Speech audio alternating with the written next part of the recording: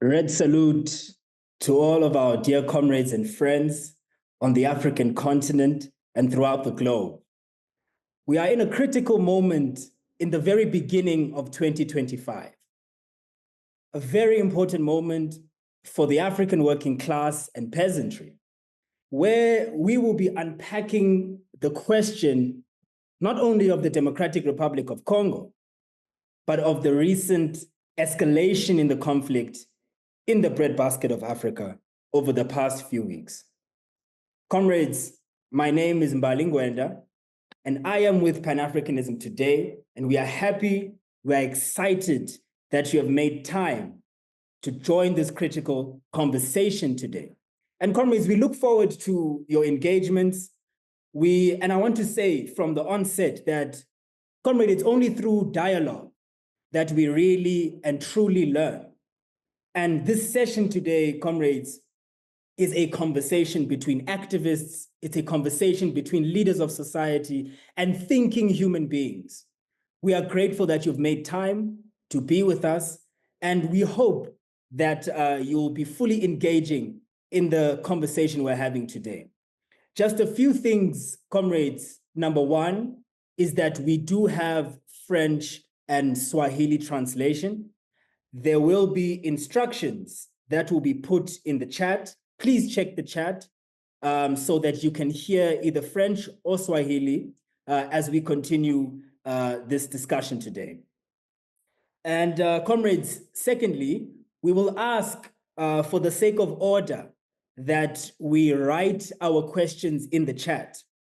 And the technical team that's running the session will take the questions and put them to myself so that I can pose them to Comrade Kambale. I think those are the only housekeeping requests I have on my side. Comrades, one must briefly state that US-led imperialism, through its allied blocs or puppets, if you will, are desperate to control the levers of power around the world, especially on the African continent.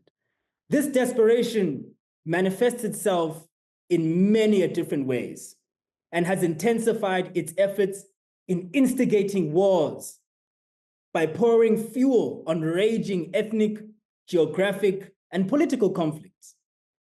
Leaders of progressive organizations on the African continent have consistently and always expressed extreme concern about the expanding military presence of imperialist countries such as the United States of America and Britain on African soil.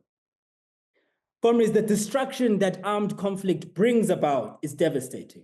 And perhaps what we should be asking ourselves and keeping in the back of our minds is, in whose interest really do we have armed conflict in the Democratic Republic of Congo? In whose interest do we see the youth of Africa, and in this moment in time, the youth of the DRC picking up arms? In whose interest do we have armed conflict alongside poverty and utter misery?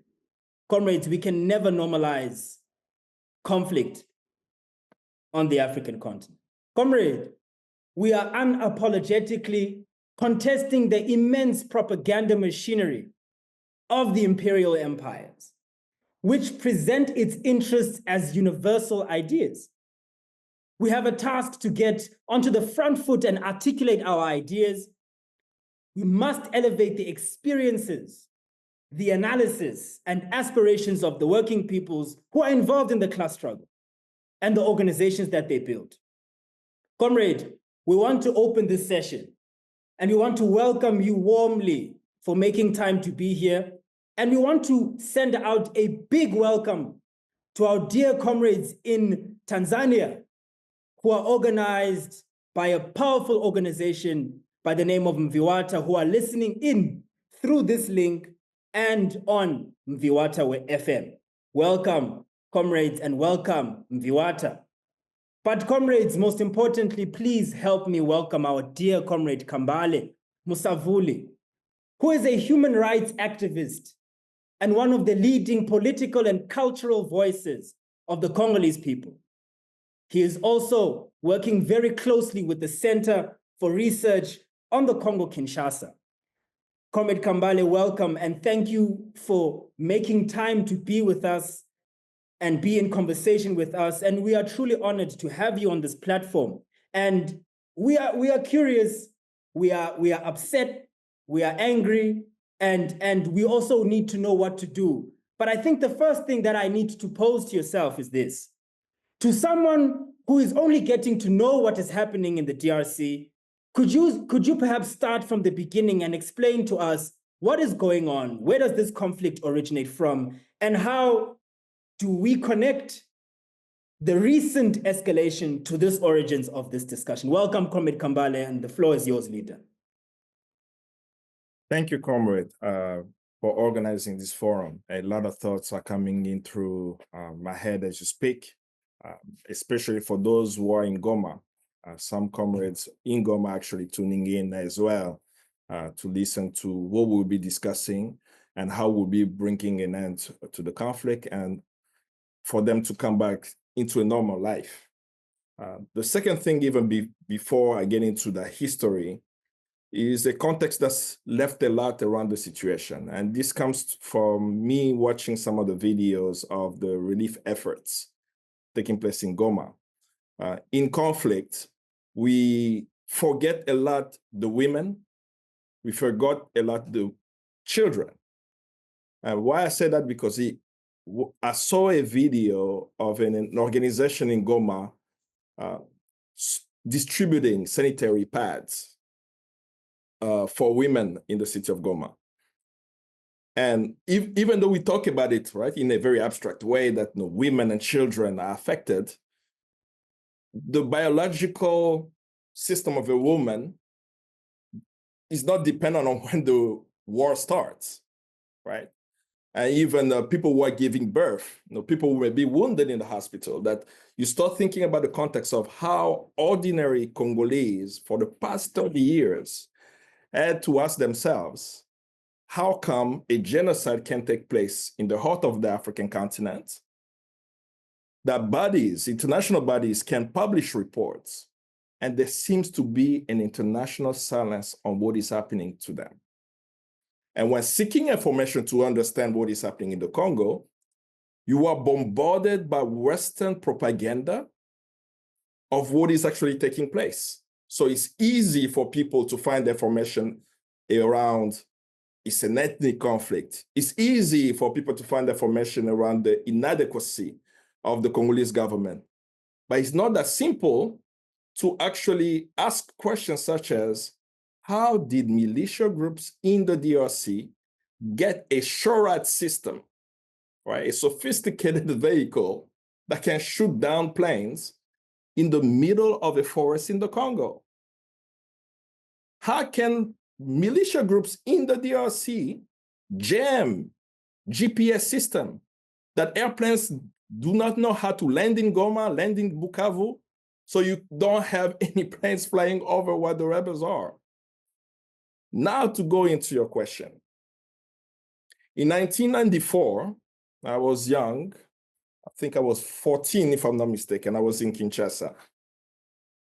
And as many Africans, we saw what took place in Rwanda, the Rwandan genocide. We were all surprised and shocked to see the images of people being butchered alive while the world watched. Me in Kinshasa, right, Congo then is Zaire, I was wondering what was happening at the border, because I also have family in the Kivu province, particularly North Kivu, watching the media, mostly speaking about that we have a humanitarian crisis at the border of the Congo, where 1.2 million Rwandans fleeing the conflict were right at the border of the Congo. And Congo was pressured to open the border. It's the right thing to do. Now you can have 1 million people just at the border. They're running for their lives. As they opened the border in 1994, the 1.2 million Rwandans found themselves in refugee camps with support of different international NGOs. So I'm going back to me as a young person. As a young person, it was almost as a movie. We see these movies around desolation, around war, and I kept wondering what will happen to that, to the refugees, because it's 1 million. 1996 happens around now, August. There is a gentleman by the name of Bizimakara. I still remember the press conference that he held. In August, he's holding a press conference with international media where he says that he has launched an attack on the DRC because a minority group called Banyamulenge are marginalized in DRC, and that they have decided to come and give protection. As a young person, I'm not understanding. Now I'm 16, I'm wondering, okay, who are these people? Why are they saying such things? 2 months later, the conflict that became to protect a minority group changed, and it became a group called AFDL in October of 1996, where they presented us a Congolese by the name of Laurent Kabila as the face of the movement. So from August of 1996 to October of 1996, the narrative changed. And the narrative changed, it became that there are a group of Congolese who are fighting to topple a dictator named Mobutu. And they went town after town, all the way to the capital city of Kinshasa. On May 16th, 1997, they fought for the capital city of Kinshasa. Mobutu fled, and May 17th, they were able to take control of the city. I'll bring that picture outside of the analysis that people may have to show how, even today, the same narrative is still being presented, whereby they present you a group of militias who bring a narrative, who have Congolese traders, Congolese sycophants, like currently for the M23 and its political branch, AFC, they have the former head of the Electoral Commission of the Congo, the 2018 elections. His name is Corneille Nangaa. He's the one who ran the presidential elections, who declared Tshisekedi the president. Today, he's the head of the rebellion, right? So you see the same narrative where they present Congolese as face of the movement, while those fighting are not Congolese. And why am I saying that forcefully? I'm saying that forcefully because we do have evidence after 30 years of war that in 1996, the Rwandan Defense Force and the Ugandan People's Defense Force created a proxy militia, found Congolese and put them as the face of the movement, and launched a military operation, Rwanda says, for its national security interests, but found their way all the way to the capital city and installed the leader. But in the process of them doing so, two things happened from 1996 to 1997. One, they found their ways to the mines, and two, they committed horrible crimes, which was investigated by Roberto Garreton in the Garreton report, which is also added into the UN mapping exercise report, where they massacre civilians in the tunes of hundreds of thousands. And I'm pointing out one crime that in the report that pointed out as genocide is the massacre of civilians in the refugee camp of Tingi by the Rwanda Defense Force. So that's where I frame the roots of the current conflict in terms of the death toll and the massacres, how it unfolded. But when I'm speaking about Rwanda and Uganda, we must be very clear that Rwanda and Uganda cannot do what they do without the backing of Western nations. When you look at the Ugandan People's Defense Force, even you think about Museveni's son, he was trained, I think he received a certificate a military certificate for Fort Leavenworth. Even Paul Kagame in years back will also received a certificate for fourth level work. That's a US military base in the US, right? If you think about also, Rwanda is the same. They receive military training from the United States. They receive military equipment from the US and the allies, and they receive tremendous financial backing that these two countries cannot take the Congo by themselves without the backing. So why, as a Congolese, why do we think they are in DRC? They are in the DRC to take control of the land, to take control of the resources, not for the benefit of the Rwandan people, not for the benefit of the Ugandan people, but for the benefit of the Western powers who support them. In the current situation that we are facing with the M23 right now, the European Union is rethinking its relationship with Rwanda, because last year, the European Union signed a critical minerals deal where they will get critical minerals. What are they? Lithium, cobalt, coltan, right? That the European Union want to get the minerals from with an agreement from Rwanda. Now, in the consideration of what is taking place in Goma and the crimes taking place, the European Union is saying, maybe we may not cancel this contract, this agreement, because if we do, China and Russia may have access to Congo's minerals.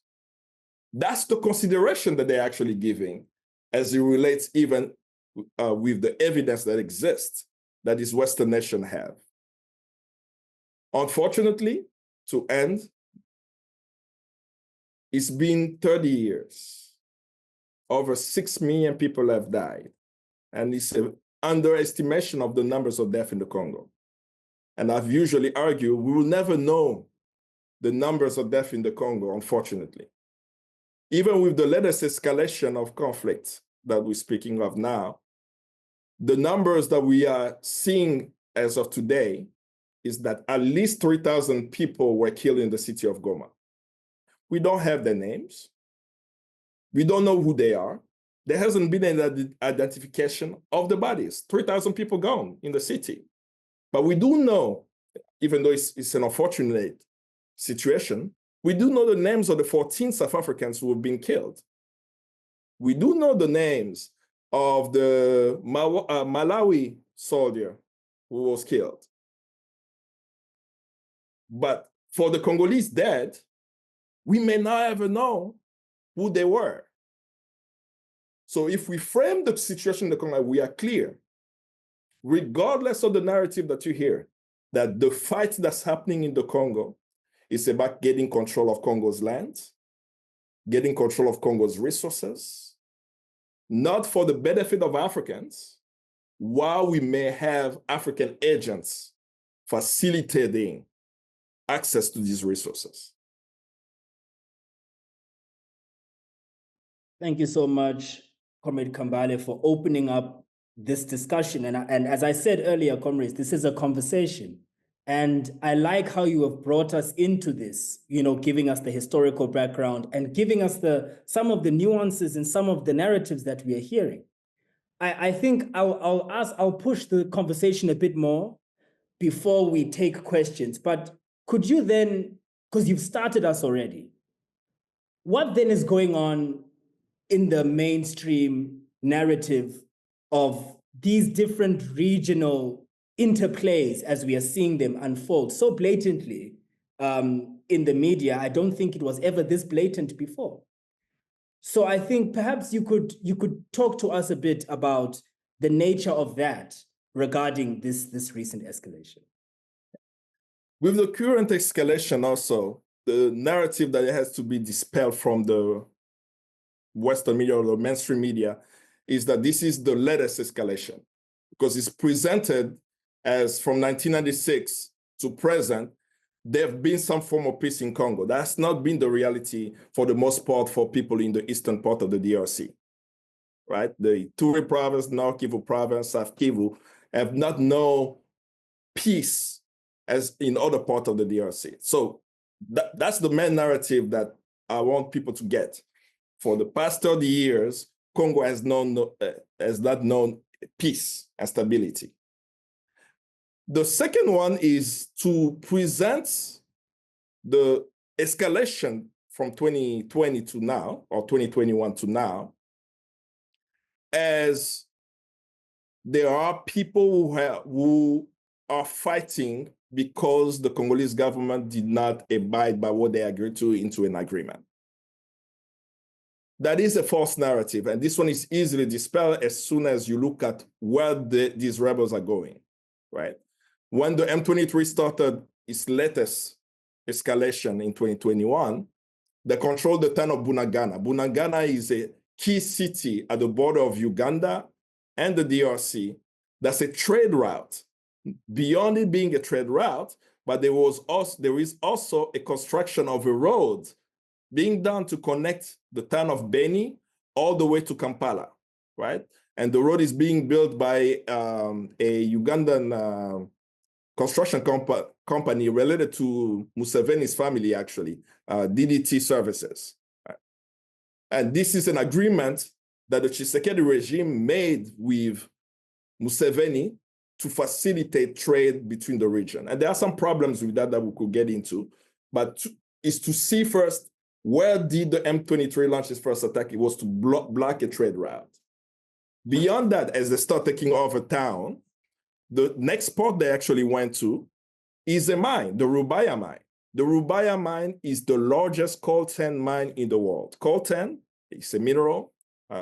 It has columbium and tantalum in the rock, and even a niobium in the rock itself. This mineral is essential to the functioning of your cell phone, your laptop, your electronic devices, nuclear reactors, drones, and so on, right?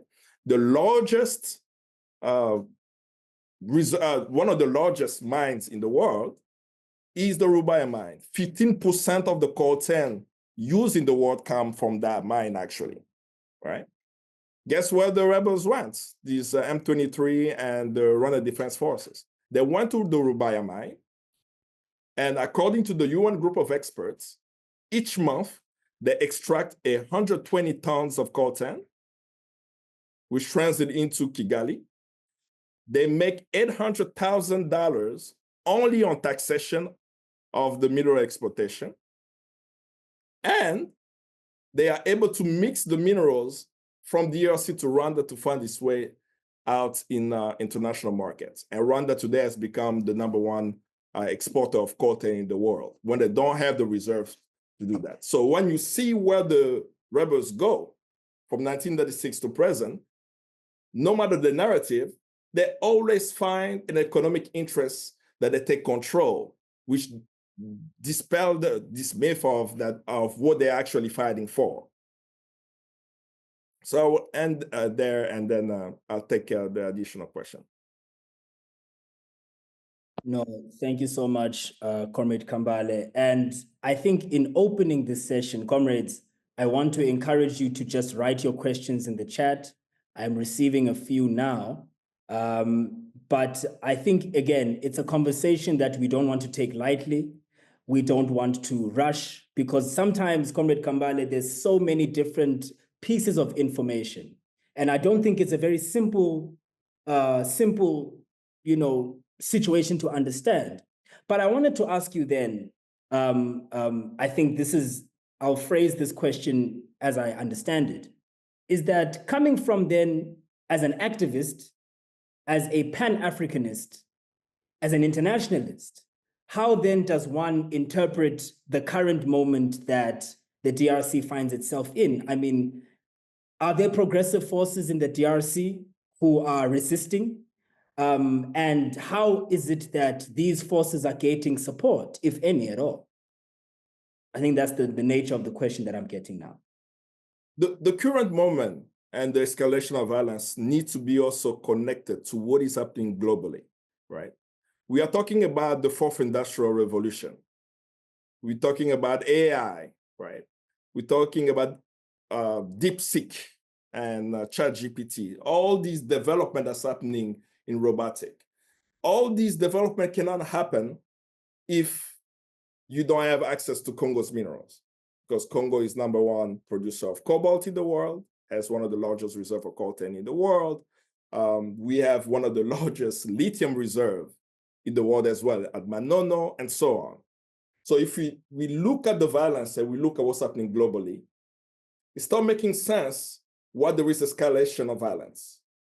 But on the geopolitics of the region, since 1996, Rwanda and Uganda have invaded the Congo twice, in 96 and 98. And since that time to present, they continue to interfere in Congo's affairs by creating proxy militias for the purpose of continuing to control, particularly the eastern part of the Congo and its politics, because the economies are integrated into the looting of Congo's resources.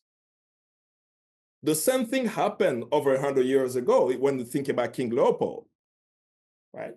King Leopold II, who never visited the Congo, who never set foot in the DRC, built an empire where its wealth was based on Congo's rubber and the ivory. And there was the first industrial revolution at the time. And the exploitation continued, where it's estimated 10 to 15 million Congolese people died. And there were progressive forces at the time who actually raised their voice and mobilized. George Washington Williams, an African-American Civil War veteran, who actually traveled to the Congo himself, unfortunately died of malaria that he contracted while he was there, and called what was happening in the Congo crimes against humanity. Is the person who actually coined that term. You had Booker T. Washington, who mobilized, William Shepard, who mobilized, Mark Twain, and many others who created a global campaign to be able to stop King Leopold. And in the process of stopping King Leopold, even though that action was successful, of taking Congo away from King Leopold, but it was given to Belgium, not to the Congolese, right? So if we think about what happened back then, who didn't we hear when they held King Leopold accountable? We did not hear the United States. The United States was a country that participated in the carving up of the African continent. When you read the Act of Berlin, you see actually the US was one of the signatories. And the US was the first country to recognize Congo as the property of King Leopold. And many of the industries in the United States benefited from the rubber because they needed it for the tires of the cars and the bicycle. So if you come back now to present, and we start looking even at the current situation with the crisis, it's the same scheme. We have Kagame, we have Museveni, who are the overseer of the Congo to make sure that the mineral resources needed for the fourth industrial revolution are transiting in a exploitative system that is tied to the Western world. This is what the European Union is not coming to buy the minerals in the DRC. The European Union is cutting a deal with Paul Kagame for critical minerals, just as King Leopold cut a deal with the Americans for the Congo Free State for them to have access to Congo's rubber. Right. But you ask a very important question. Where are the progressive forces in the DRC? What are they doing? How are they fighting? They have been fighting since the assassination of Lumumba, and they haven't stopped now. They are fighting the oppressive regime in Kinshasa. When Kabila was in power, I always lift up the Telema movement. Young Congolese protested in the capital city of Kinshasa for over 2 weeks and shut down the capital city of Kinshasa when Kabila was trying to stay in power longer than his presidential term. And they were massacred, right? And we know that they were massacred because there is a mass grave of young Congolese in Maluku. In the outskirts of Kinshasa, at least 400 dead bodies were there, but these were students. And these protests never ended. You had the Thérèse Kapangala, a Congolese woman who was assassinated during a protest. You have the Rossi Chimanga. that the young Congolese have always mobilized and organized, want to hold the primary force that make it hard for them to determine their affairs inside of the country, which is the Congolese government. Two, that you have to think about is the reason why the Congo has not yet been balkanized is because of the resistance of the Congolese. While the Congolese army is fighting today, Congolese have volunteered to join the Congolese military, and they're calling themselves Wazalendo, to fight for the Congo. Many of them are the reason why it took 2 days for the Rwanda Defense Force to be able to control the city of Goma, because they thought that they could come and take over the city, but these Congolese have continued to fight to do so. Now, in terms of ideological grounding, in terms of a avant-garde force, that is a mass movement that has a national base, we have not reached that level yet. We have youth organizations in different parts of the country who have been influential, but they have not been able to articulate yet a avant-gardist position to be able to be the new Lumumba, as the MNC, the Mouvement National Congolais, that bring the Congolese together to hold the bourgeoisie accountable. That is still embryonic, but the internal struggle of Congolese to determine their affairs is slowed down when there is always external interference in our politics, in our affairs. Now, how do we continue to put pressure on the Congolese government today when our brothers and sisters in Goma are under occupation? And if I have to give an example of, it's not a similar example, but to just create a picture, is as we analyze the Palestine movement, the Palestinian liberation movement, when we talk about the Palestinian Authority and the struggle of the Palestinians, that how do we stay in solidarity with the Palestinians, knowing the shortcomings of the Palestinian Authority? Because what we hear a lot, right, in the debates, it'll be, what is the Congolese government doing?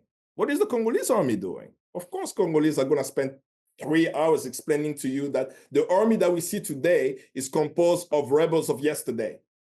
Why? Because through all the peace negotiations that we've signed, the solution that come up is take the rebels, put them into the Congolese military, right? So there is a military reform that can be done. But international solidarity is not going to solve the problem of the military reform. This is what the Congolese people have to do. International solidarity is not going to solve the problem of the Congolese government. The Congolese people are fighting to do so. And as they do so, they want you to know that the same way you know the name of Lumumba, you should know that the sons and daughters of Lumumba today are still fighting. And many of them usually end up in prison, end up in exile, organizing diaspora, while also understanding that we have to put pressure on negative forces. So to end, the progressive forces are in the embryonic stage. Some of them are knowing each other, having discussions, and with the hope that we can get solidarity in strengthening our institutions to be able to face the local elites, while also understanding the external factors making it hard for us to organize internally. Ooh. You know, Comrade Kambale, every time you speak about the DRC, it shakes something in you. And I think myself sitting here, there's so much going on in my mind, because you speak about the embryonic stage of the progressive and revolutionary forces there. And immediately you start to think, how does one assist in terms of, or how does one even understand how embryonic it is and how the material interpretation, in fact, the class interpretation of the Congo looks like now, you know, and it's sparking so much in many of our minds. And I want to thank you for that input, Comrade Kambale.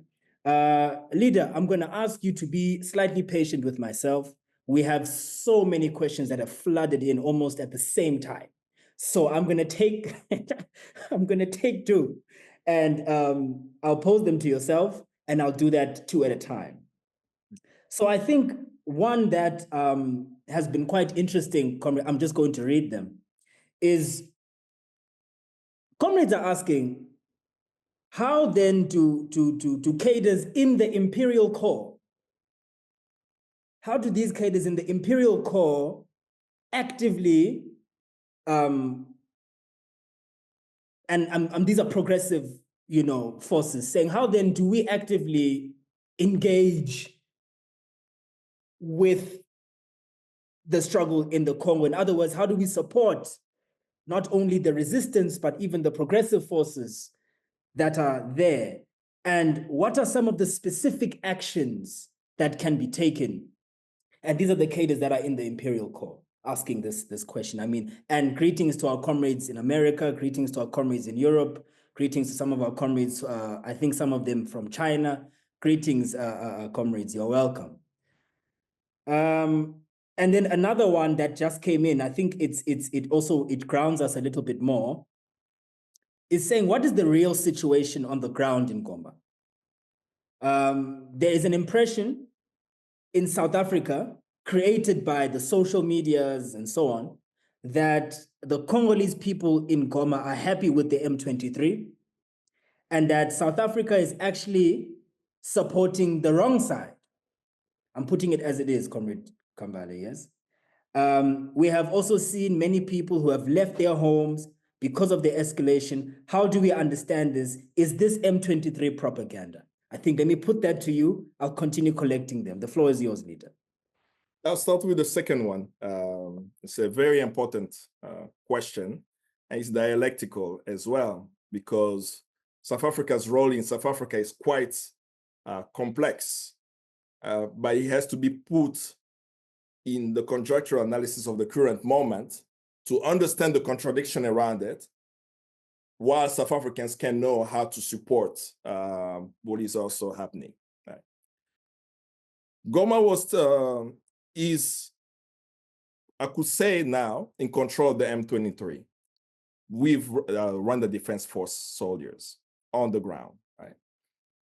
But this has not stopped in different parts of Goma. People still, every now and then, in particular Wazalendo, are launching certain attacks. Secondly, there are activists and civil society leaders in the city of Goma who are being targeted. They are receiving calls, particularly from Willing Goma. And what I'm saying that is civil society leaders who were critical of Rwanda's involvement, now that they have taken over the city, are being threatened, right? They get the call from Willing Goma telling them that we know who you are. They'll get text messages to come to meetings and so on. From the videos that circulated around the rally that took place a couple of days ago, I don't know if it was yesterday. The days are now blurry for me, unfortunately. Many people were forced to be there. And if you understand what it means to live under occupation with a gun in your head, that if you don't come out, this was the message. Anyone 18 and above need to be out in the stadium. If you stay at home, they know you stay home because they occupy the city, right? So many people that you saw in the stadium were there by force because the city is effectively under occupation. That's really something that it needs to be very clear with people. We also need to know that we are in an information war. Before people even talk to Congolese, you already had information about what's happening in the Congo, not from the Congolese people, right? The Rwandan PR machine is so strong. I mean, how many Africans support Arsenal, right? How many Africans support Paris Saint-Germain, PSG, right? That when you see that jersey we visit Rwanda, you do not think that this country can actually do what it does, right? So before even you hear from Congolese, you already had information about what's happening in the Congo from other sources, usually from the Rwandan government PR machine. So that we need to be clear. South Africa's military presence in the Congo is particular, right? The South African soldiers didn't just wake up and say, let's go to the DRC, right? It's part of a peacekeeping mission, which started in 2012. In 2012, when the M23 started its military campaign, with the UN forces continuing to say that they are inadequate to address to fight the M23 because they have sophisticated weaponry, Africans went to the African Union, SADC nations, in discussion with the African Union, decided that SADC nations will send their troops. Congo is a member state of SADC, and the SADC nation, Tanzania, Zimbabwe, Malawi, and South Africa, sent their troops in DRC. But the UN wanted this force, even though it's an African force, to be under UN mandate or UN direction. So they came in and they defeated actually the M23 in 2012, 2013. Tanzanians have lost their soldiers, actually. They lost their soldiers in 2012, which actually angered Kikwete at the time because they knew that they were not fighting the M23. They knew they were first fighting the Rwanda Defense Force. And for people who remember back then, there was an exchange between Kikwete and of Tanzania, as well as Paul Kagame, where Paul Kagame actually said that he will slap Kikwete as it relates to what was happening in DRC. So Tanzanians will remember that situation back then. So South Africa joined. They have stayed in the Congo as part of the mission, and they are engaging as part of that peace keeping mission or peace enforcing mission. Right. Now, Rwandan President Paul Kagame only wishes for South African soldiers to leave the Congo because he's very clear, he's very aware of the challenge that we have with the Congolese army. That as long as Congo gets military support, their advance will not happen as fast as they will want. I mean, it's actually the South African forces stopped them in Sake. They've even stopped them from going faster to Bukavu as we speak. So as South Africans are thinking about it, they should know that if the South African soldiers were not in DRC today, the taking over of Goma, the taking over Bukavu, or even the country would have taken place much faster. That we should look at it that way. But I cannot only speak about that aspect. Of course, we have hegemonic blocks on the African continent.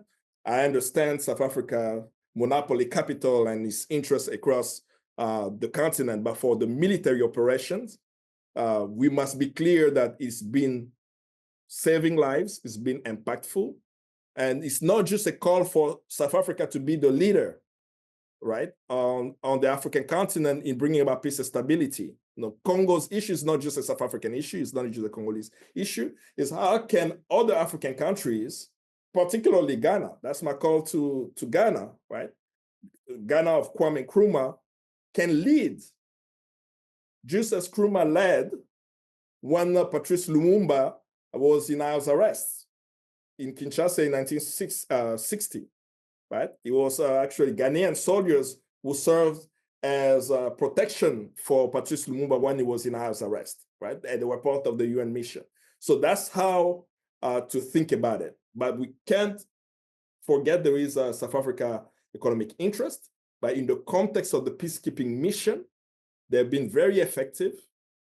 And all the negative forces want is to see South African soldiers leave, as Malawi has just announced that they are going to be removing their troops in the DRC as well. I see. Now I have, thank you for that. And I think many would have now, the interpretation will slightly be tweaked because there's so much, like you're saying, the negativity around it, and there's no clarity really. But now there's one question, Comrade Kambale, I wish for you to spend time on. Number one, it says, and I'll change it slightly, is what is the UN mapping report? And what is the status as it's being put? So what is it? And to you then, what is the status of this UN mapping report? Please, could you deal with this for us? The UN mapping report is a very important report as it relates to the situation in the Congo. It's a mapping of crimes that took place in the Congo from 1993 to 2003, right? And they documented the most egregious violation of human rights and international humanitarian law. Big words, but what does that simply mean? They killed 3 or 4 people. It's not ending up in that report. 100 people are buried alive. It makes it to the report, right? And they documented 617 incidents. Why did the United Nations High Commission for Human Rights do that?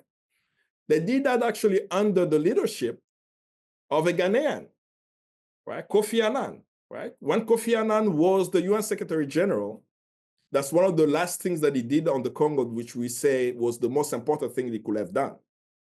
That when you read the executive summary of the report, it says that UN peacekeepers came across 3 mass graves in the Kivu province around 2005, I believe.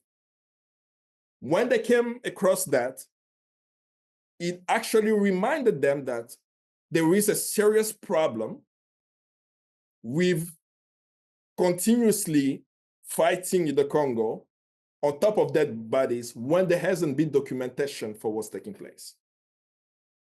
So Kofi Annan created that group, the group of experts that went after that. It was composed of Congolese and international experts who went cities after cities, listening to eyewitness testimonies, civil society organization, evidence that's already been documented by the UN, and compile 617 incidents. In this report, it talks about what Angola did in Congo. It talks about what Zimbabwe did in Congo. It talks about what Uganda did, what Rwanda did. And it says that the crimes committed in the Congo are war crimes, crimes against humanity. But they single out Rwanda for genocide. That they say that the crimes that Rwanda has committed in DRC is characterized as genocide if proven in the competent courts because of the nature of the killing that they were committing. Right. So the report was published on October 1st, 2010. We are in 2025. That's like 15 years ago almost, right? And gave paths, right, recommendations on path to transitional justice. They look at many models. They say there can be mixed courts, there can be international tribunal for Congo, and so on. But left it up to the Congolese government, right, for a way forward for that, right? So the report exists, the incident documented exists. But again, this ended in 2003, so it's not even up to now.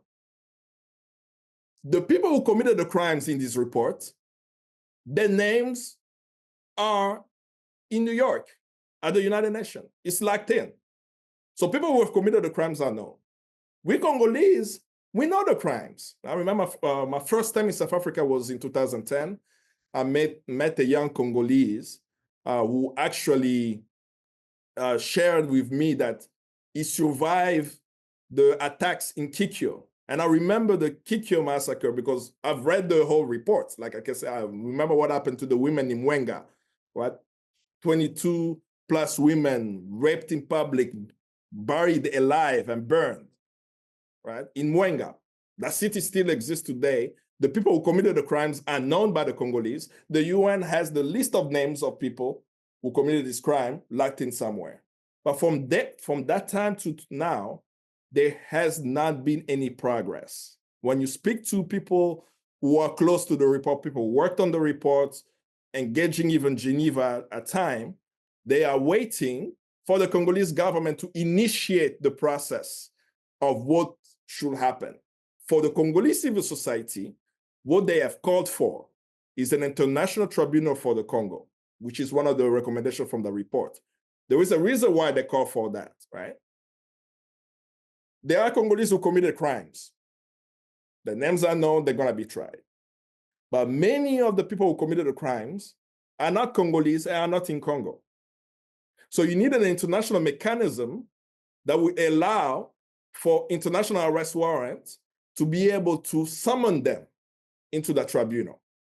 That's why you need to be an international court to be able to get them. A good example of that will be the Minister of State for Regional Cooperation today in Rwanda, James Kabarebe, right? Today is the Minister of State in Rwanda. In 1997, he was the Congolese Army Chief of Staff and committed heinous crime. I'm citing his name, and I know that he's one of the people also that we have to deal with as it comes to this UN mapping report. What's said, though, is that even though this report exists, of course, Rwanda has denied. If you look at the report, what they did also is all the countries mentioned, they were given the opportunity to respond. So Rwanda has responded. To that said, these are allegations, as they usually do. Uganda responded, Angola even responded. So I want to point out that it's not just Rwanda that's implicated in the UN mapping exercise report, but Rwanda is targeted for genocide in the report, while all the war crimes and crimes against humanity have taken place. But I'll bring us to today. 2 days ago, we know that the ICC right now has opened an investigation in the situation in the Congo and have demanded, right? They put out a press statement. They're asking for people to provide evidence. And I'm hoping many Congolese will submit the evidence, understand the contradiction, that this is not still what we want, right? We want an international tribunal for Congo in the Congo that will bring those people so that the victims can actually see that these criminals have been held accountable. So that's what I could share around what the UN Mapping Exercise report is. I will encourage people to read it. It gives you a clear picture of the modus operandi of the crimes in DRC and how the resources also is exploited through these crimes and displacement of population in areas rich in minerals. Thank you so much, leadership. Thank you so much, Comrade Kambale. And thank you, comrades, for engaging so much. I think you are continuing to pour in your questions. We're just sifting through them so that we're not repeating questions. Now, you mentioned something earlier, Comrade Kambale, that the European Union has changed its mind on certain agreements in consideration of the threat of Russia, China. And I want to frame this question slightly differently in terms of, or rather, what is the influence now in the DRC of imperial forces, or rather, what is the tussle, if there is any, between Russia, China, or the United States or Britain? I don't know if you could enlighten us a bit about that. I know you had mentioned this just in passing, but if you could elaborate a bit more so that we understand, is this a new Cold War in the breadbasket, or what is it? Well, it's not just in DRC, but there is definitely tension between the United States and China around trade. And the US, in my view, can't compete with China. But the advantage that the US will have is control of resources. So that's the strategy that the US is actually embarking on, and which is connected to the revamping, the fixing of the Lobito corridor, right? It's a corridor where they are building the railroads from the Katanga province all the way, going through Zambia and all the way to Angola to the Lobito ports to be able to directly ship minerals from the Katanga province to the United States. People think that is not done yet, but if you go to Ivanhoe Mines website, owned by the billionaire Friedland, you will notice that they posted last year that they received their first shipment of Congo's copper from the Lobito corridor in January of 2024, right? So it's already a proof of concept that they are, as of today, able to get Congo's copper from the Katanga province, and he actually end up in the port in the US in Baltimore. So that's actually where the copper is coming. So in this context, when usually I hear the question around China is that people are trying to superimpose the geopolitical fight between the United States and China with the conflict of the M23. China is not involved in the conflict of supporting rebels in the DRC. That's not the engagement of China as a state in the DRC. But in the military actions or the political actions that China has done on behalf of the DRC is one. They've sold CH-4 drones, about 6 of them, to the Congolese military. Thanks to these drones, we were able to get the footage of Rwandan Defense Force soldiers inside of the DRC. And the M23 and Rwandan Defense Forces actually shut down 3 of the drones already. It's no longer functioning. China diplomatically at the United Nations Security Council removed the notification mechanism that the Congolese government was forced to do due to the sort of it was a de facto arms embargo on Congo. So on one hand, we have a Congolese army that need weapons. On the other hand, it was difficult for the Congolese army to buy weapons. Not because there was an embargo, right? That's why I say it was a de facto embargo. It's because there was a notification mechanism that each time that Congo had to buy weapons, the weapons manufacturer needed to notify the UN Security Council that they are selling to the Congo these weapons. So many of the weapon manufacturers did not want to be in some UN list. So Congo will have the money to buy the weapon and say, can you sell us this? They say, no, we're not interested. Because the administrative process of selling weapons to the Congo required all of them to actually notify. But it's thanks to China that this notification mechanism was removed at the UN Security Council. They lobbied for it, and it's been removed as well, which has allowed the Congolese army to buy more weapons. So to go back to the point of why even we are asking China, right? Because we are trying to fall into the trap of the anti-Chinese hysteria. Well, China is there too. They need Congo's cobalt. Most of Congo's cobalt goes to China. But as I pointed out, China's engagement in the DRC is a commercial engagement. They do have control of mines. Some of the mines were sold to them by the Americans, like the Tenke Fungurube mine, which is the largest cobalt reserve in the world, was sold to the Chinese thanks to Hunter Biden, the son of President Biden, and Freeport McMoran, who sold the mine to them. So they just bought it at a commercial base. But we could get into the details about what challenges that we see with the commercial enterprise that China is doing, the labor force that they bring, the auditing mechanism that need to take place to make sure that what China is building is what's on paper for the people to benefit, but that is contrary, that is completely different than what we are discussing when we are saying Poland sold an anti-drone radar to Kigali, and that the UN group of experts is saying that the M23 have anti-drone radar and even anti-drone missiles. The European Union directly gave Rwanda 20 million euros of military aid, supposedly for Rwanda's military operation in Mozambique. But we're hearing that the M23 is using sophisticated weapons from the Rwandan military, right? So when we start seeing the military support of Western nations, even the United States, to both Rwanda and Uganda, That is not what China is doing in the DRC, and it will confuse the issue to address as it relates to how Africans need to be, how Africans need to think about the country, as we see in Mali, in Niger, in Burkina Faso, that Ibrahim Traoré today can say, we are producing electric cars in Burkina Faso, right? Niger can say, we are rebuilding our communication infrastructure with other people's trade. So that's a different discussion to have as related to China and Western nation supporting Rwanda and Uganda.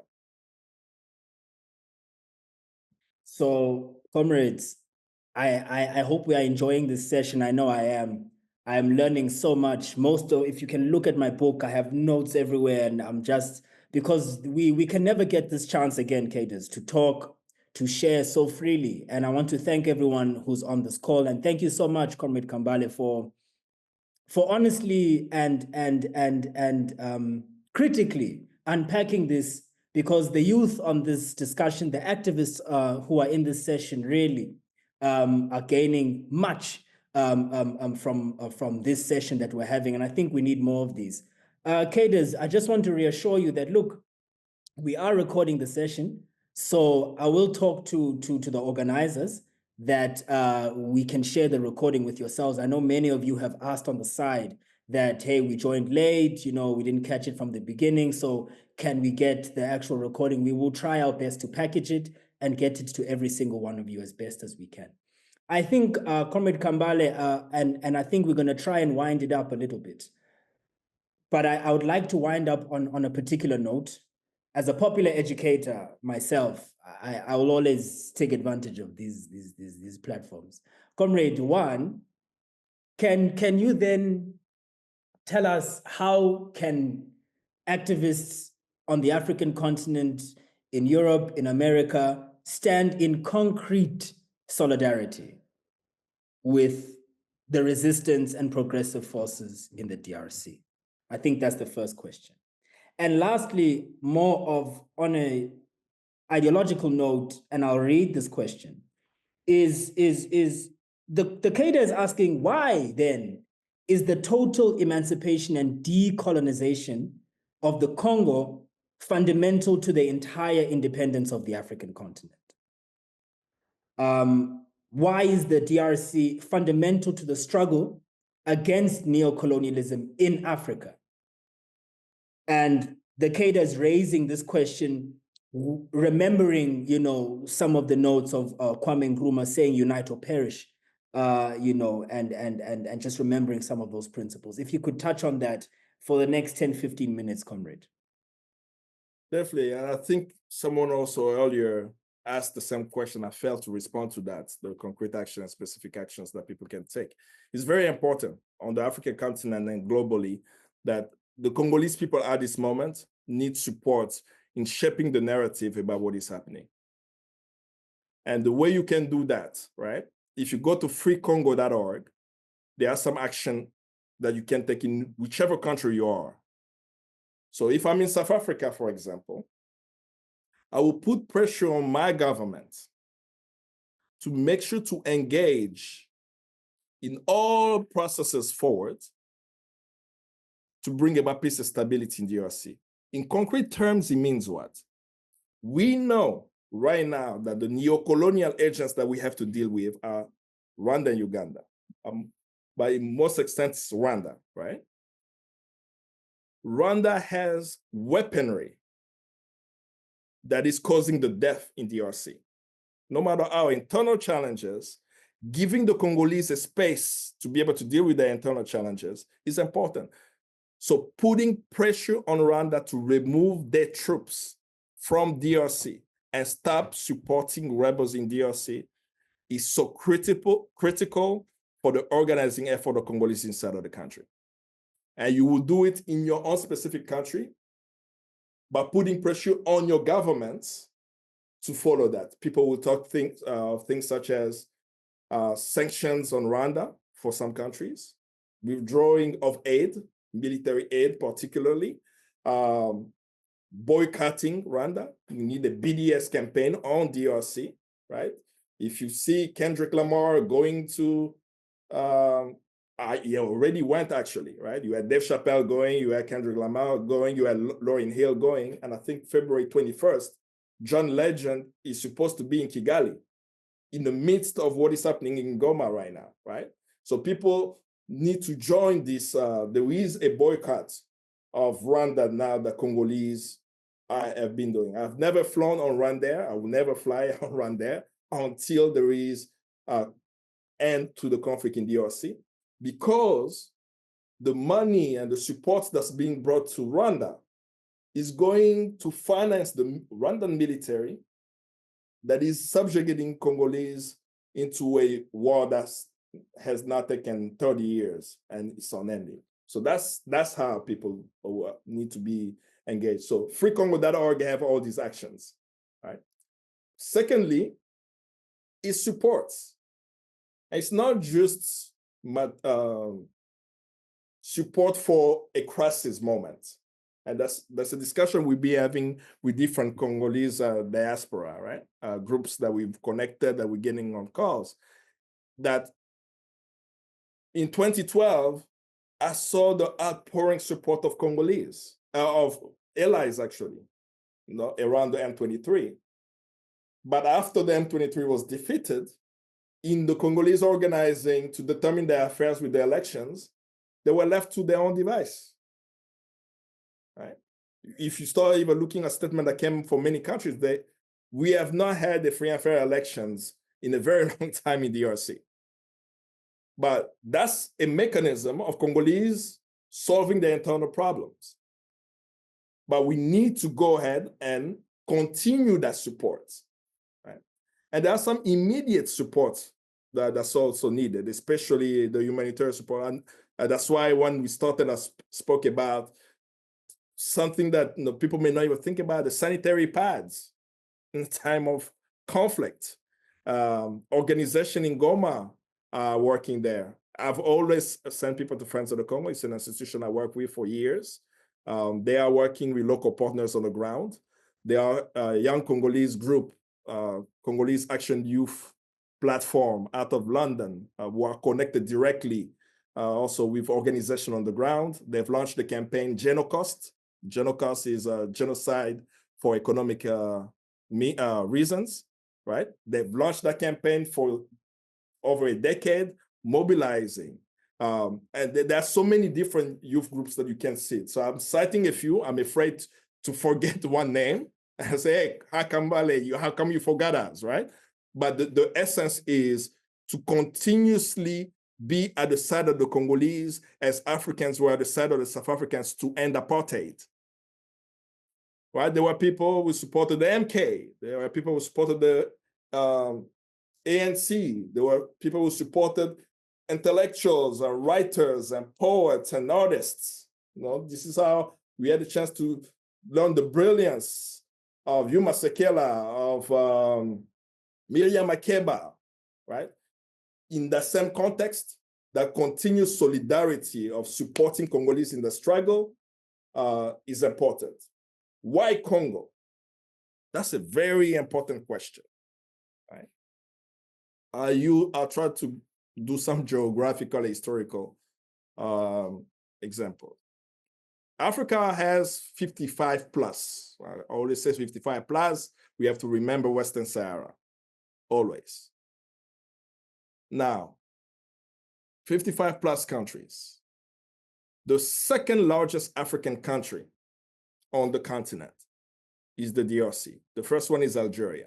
I'm biased. I say Algeria is the first one, but most of the land is desert, right? Congo, that land from north, south, east, and west is arable. 86 million hectares of land in the DRC exists. Unused, by the way. That land can feed not just Africa, but the world population. I think we're about 8 billion now, right? So Africa should never have a question of famine if Congo was at peace. Kwame Nkrumah, when you read The Challenge of the Congo, and I think even in his biographies also mentioned, already in the 50s and 60s, he knew that the Congo River can provide electricity to the African continent.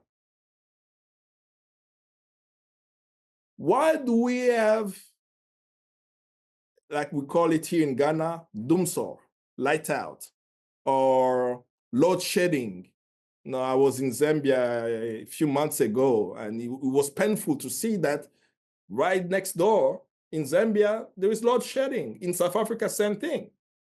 When the Congo River alone can provide electricity to the entire African continent, right? We are the fourth largest population on the African continent, about 120 million people. Half of the population are young people under the age of 18. So we're talking about 60 million young people. Some countries don't even have 60 million population. This is an engine of transformation if we change even the way we produce. We move from a capitalist system where, according to what they did at the Berlin Conference, Congo is an outpost where they get minerals.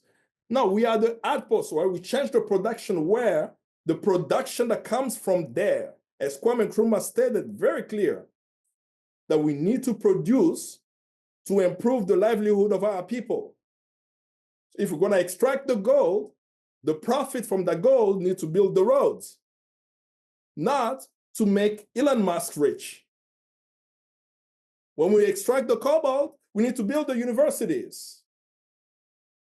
Not what the West is trying to do with the Space Force and trying to colonize the Earth sky, right?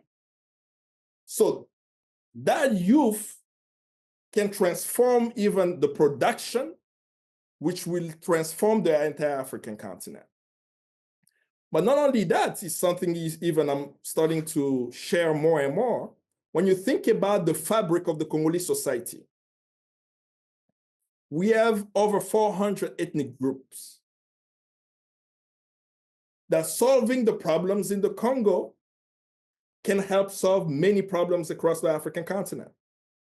Because in terms of the fabric of our society, it's like a mosaic of culture, bounded by history of colonialism, bounded by the bloods of our fighters who did the protests in the 30s and 40s in the mines controlled by the Belgians. That's a shout out to the Congo dossier by Transcontinental. I hope many people read that dossier to see how struggle from that time to present, how we have continued to fight to determine our affairs. And to today, where we are still fighting for representation of everyone in the country with external interference. The same reason that King Leopold said he was coming to the Congo is the same reason that Paul Kagame is coming to the Congo for. And we Congolese are denouncing this myth that we are a space that can show what ethnic collaboration look like. Those are the few reasons, right? And Kwame Nkrumah understood it. That it's not by accident. I said, I'm independent in Ghana, but my independence is not important if it's not tied to the entire liberation of the African continent. But then he decided to write a book on the country, right? He only wrote books on 2 countries on the African continent, by the way. He wrote a book about Ghana, and he wrote a book about Congo, The Challenge of the Congo. That he could see that a United States of Africa cannot be achieved as long as the mineral resources of the Congo is in the hand of the imperialist forces. That Africans must understand that Congo has lost millions and continue to struggle because they want your future to be stolen. And they want you to believe that Congolese look at each other and don't like each other and decide to pick up a gun and shoot at each other. While forgetting that Elbit Systems is based out of the UK. But the M23 is using Elbit Systems mortar, according to the UN group of experts. So that's why Congo is essential. And we must fight for the liberation of the Congo if we want Africa to be free. Unless we believe that Congo is not important, then we start asking ourselves if the United States can invest so much for the control of the Congo, right? That the largest CIA operations in 1960 was in the DRC. That they invested so much to undermine a Congolese who brought Congolese together. How come Africans today can say, and allies actually, right? And I'm pointing ally because people do not know that there were millions in the streets of Beijing when Patrice Lumumba was assassinated. There were hundreds of thousands more in a few European countries and across the African continent. I mean, Ghana, I keep talking about Ghana. The biggest road, longest road that they have is the Patrice Lumumba Road, right? That in the conscience of Africans, we still understand that that assassination slowed down the progress of the African continent. So if a big giant as the Congo keep being put in his knees, how will Africa rise? So what we must do is stand in solidarity with Congolese, knowing that they have forces against them. In the context that we're speaking, we're talking about the external forces who caused the death of 3,000 Congolese in less than 3 days in Goma, and they've caused the death of millions in the past 30 years. We must side with the Congolese and the oppressed in the Congo as they determine their affairs and continue to put pressure on negative forces if we want a new Africa. Thank you so much. Thank you so much, Comrade Kambale. And I cannot explain to you how much this session means to us. And we hope, comrades, that this conversation continues in the kitchens, in the taxis, in the parks, on the train. You know, it's important that we have such conversations to cadres and our communities where they might not necessarily have access to such platforms. But comrade, one thing that we must understand is that you cannot be anti-imperialist without being anti-capitalist. Neo-colonialism is the worst form of imperialism. And for those who practice it, it means power without responsibility. And for those who suffer it, it means exploitation without redress. In the days of old-fashioned colonialism, the imperial power at least had to explain and justify at home the actions it was taking abroad. In the colony, those who served the ruling imperial power could at least look to its protection against any violent move by their opponent. With neocolonialism, neither is the case, comrade. Above all, neocolonialism and colonialism before it postponed the facing of social issues which will have to be faced by the fully developed sector of the world before the danger of the world war can be eliminated or the problem of world poverty resolved. So, comrade, neocolonialism now, imperialism now, like colonialism before, is an attempt to export the contradictions and social conflicts of the capitalist metropolis to the so-called colonies. The temporary success of this policy can be seen in the ever-widening gap between the richer and the poor nations of the world. But the internal contradictions and conflicts of neocolonialism make it certain that it cannot endure as a permanent world policy. How it should be brought to an end is a problem that should be studied, above all, not only by the developed nations, but those who struggle against it. Because it is they who will suffer, and that's the developed nations, the full impact of its ultimate failure. The longer it continues, the more certain it is its inevitable collapse will destroy the social system of which they have made its foundations. Comrades, that is Kwame Nkrumah in his excellent text, Neocolonialism, The Last Stage of Imperialism, 1965. Comrades, I want to thank you so much for being here. I want to thank the organizers for making sure that this session sits. I want to thank you, Comrade Kambale, for spending your time with us. Many of us here would have gained so much.